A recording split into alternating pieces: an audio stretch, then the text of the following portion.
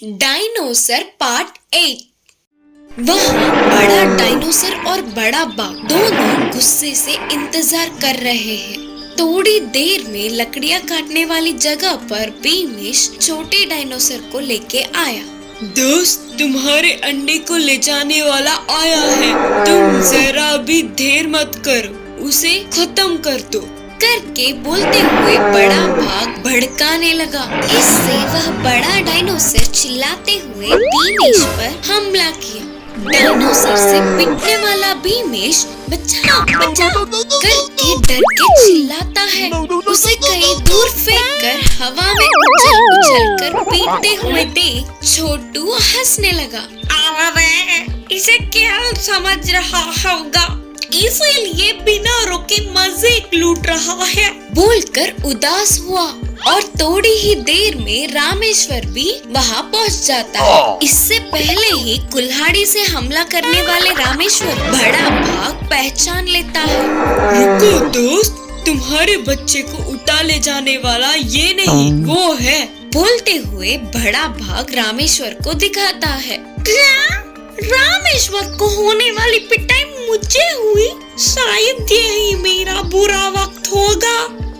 तभी बड़ा डायनोसर रामेश्वर पे हमला करने जा रही होती है तो तुरंत छोटू बीच में आकर रोक लेता है। वह जानबूझ के अपने साथ नहीं लाया, पर उसने पूरा ख्याल रखा करके रामेश्वर के बारे में अपनी माँ को पूरी बात बताता है। रामेश्वर की अच्छाई जानने वाली बड़ा डायनोसर उसे धन्यवाद करती है। इतने दिनों से छोटू ने मेरे साथ बहुत कुछ झेला। चलो ठीक है, उसे अब तो अपनी माँ मिल गई, अब से वो खुश होगा, ले जाओ करके बोलते हुए छोटू को अपनी माँ को सौंपता है।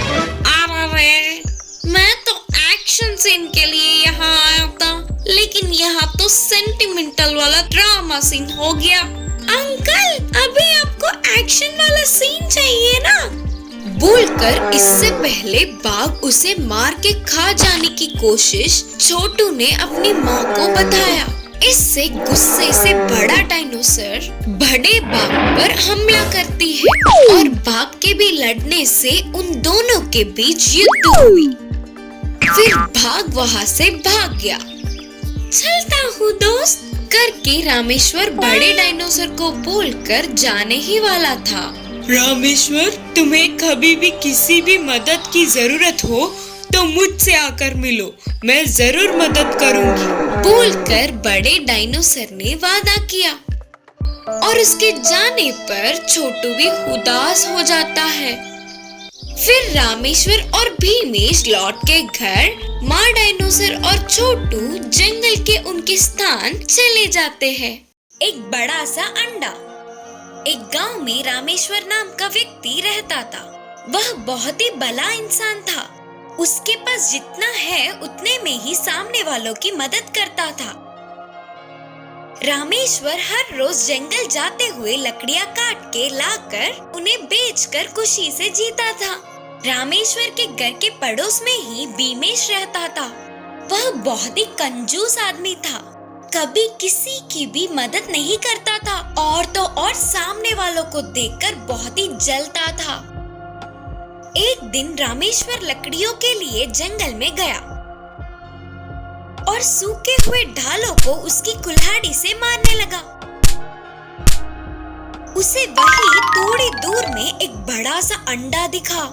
उसे देख वह चौंक गया और बोला, ये अंडा क्यों इतना बड़ा है? इस जंगल में मैंने अब तक ऐसा अंडा नहीं देखा। ऊपर से इधर पास में कोई जानवर भी नहीं दिख रहा है। इसे ऐसे ही छोड़ा तो अंदर के बच्चे को खतरा हो सकता है। मैं इसे अपने साथ ले जाकर ध्यान रखूंगा। बोलते हुए रामेश्वर उस अंडे को लेकर अपनी पीठ पर रख के चलने लगा। ऐसे रामेश्वर को अंडा लाते हुए बीमेश देखकर बोलने लगा, अरे, ये रामेश्वर अंडे के आकार में कुछ बड़ी चीज लाया। जंगल में ऐसे बहुत मिलते हैं करके मैंने लोगों से सुना था।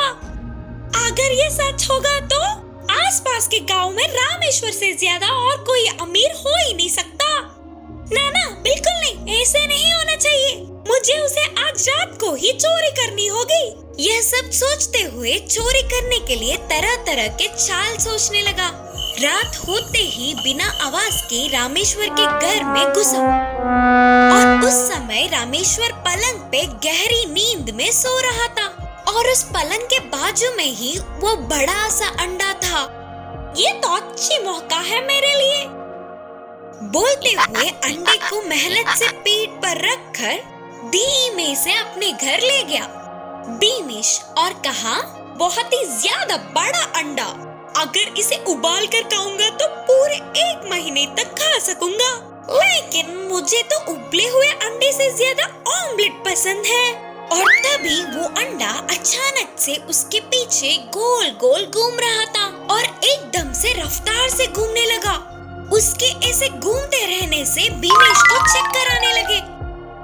अरे देख तू ना, मुर्गी का अंडा है या गधे का, मुझे तो पता नहीं, अबे तोड़कर खा लूंगा। ऐसे गुस्से में अंडे को काट के खाने के लिए हथौड़ा निकाला। फिर अंडे ने बीमिश को इधर उधर भगाया। आखिर में अंडा उस पर सारी तरफ से हमला करने लगा। ऐसे उसे बहुत चोट पहुँचे। फिर से अंडा ऐसे ही गटरते जाते हुए रामेश्वर के घर चली गई और बेचारा बीमिश तो अंडे के दिए हुए घावों से रोते हुए बैठ गया। डायनोसर का अंडा। रामेश्वर के घर लौटने वाला अंडा थोड़ा थोड़ा इधर उधर हिलते हुए टूटने लगा। उस अंडे की आवाजों से सोता हुआ रामेश्वर जाग गया। कुछ देर बाद अंडा टूटकर उसमें से डायनोसर का बच्चा बाहर निकला। उसे देखते ही रामेश्वर बहुत खुश हुआ। देखने में बहुत सुंदर और अच्छा सा लग रहा है, इसीलिए तुझे ना मैं छोटू बुलाऊंगा करके रामेश्वर के कहने पर वो डायनोसर खुशी से उछल उछल कर कूद पड़ा। उसे पास लेकर प्यार जताया। तुझे तो बहुत भूख लग रहा होगा ना, रुक जा, अंदर के दूध और फल लाऊंगा। बोलते हुए अंदर जाकर दूध और फल लाकर उसके सामने रखा और उसने दूध एक घूंट में ही खत्म कर दिया। फिर फल खाना भी शुरू किया। अरे छोटू, मुझे ना नींद आ रहा है और तू भी फल खाकर थोड़ी देर सो जा। सुबह होने पर मैं जाकर तेरे लिए तरह तरह के आहार लाऊंगा, ठीक है? करके बोलकर रामेश्वर को नींद आने पर वो सो गया। डायनोसर फल खाता रहा। दूसरी ओर बीमिश गुस्से से लाल हो रहा था। उसके घावों का बदला लेने के लिए मौका ढूंढ रहा था। अरे ओ रामेश्वर, तेरे अंडे से मेरे सर को फोटेगा तू? अरे ओ, तू नहीं जानता, अब तो तेरा काम तमाम होगा। ऐसे बोलते हुए बड़ी सी टोकरी के ऊपर का ढक्कन निकाला। उसमें से बाहर निकली हुई बड़ी सी सांप डसते हुए सो रहे रामेश्वर के पास गई। उसके शब्दों से, उन आवाजों से रामेश्वर उठ गया और उतनी बड़ी सांप को देखते हुए कांपने लगा और डरकर चिल्लाया, सांप, सांप, बचाओ, बचाओ। उन आवाजों को सुनकर डायनोसर उठ गया और सांप से लड़ने लगा। ऐसे डायनोसर और सांप के बीच बहुत देर तक युद्ध हुआ।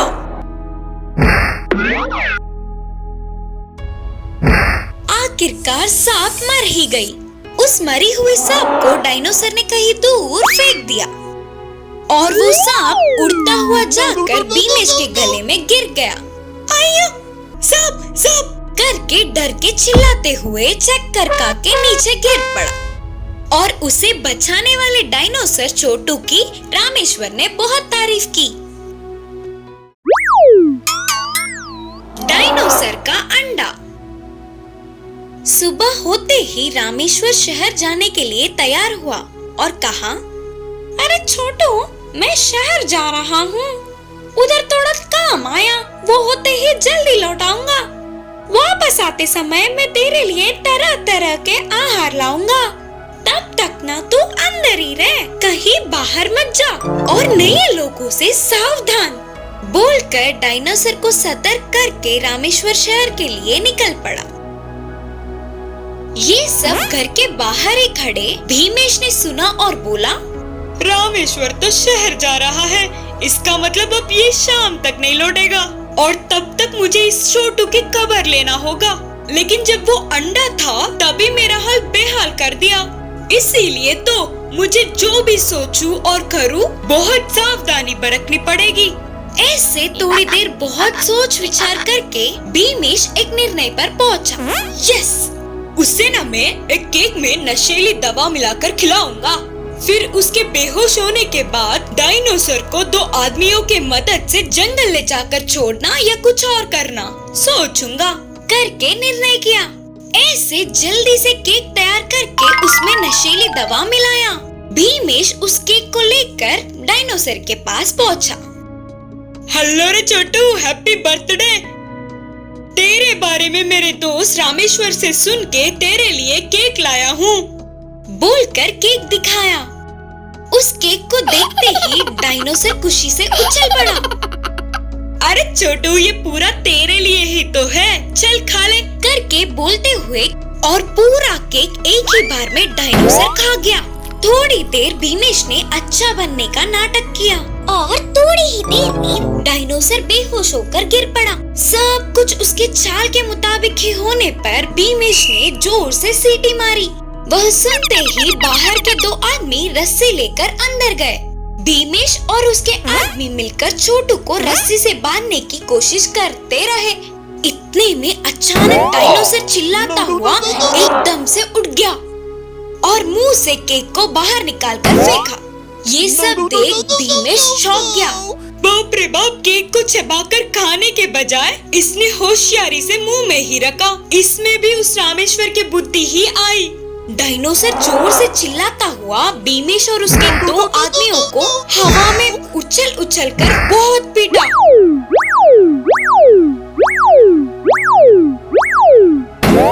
छोटू की पीठ ना सह पाते हुए तीनों उधर से भाग गए।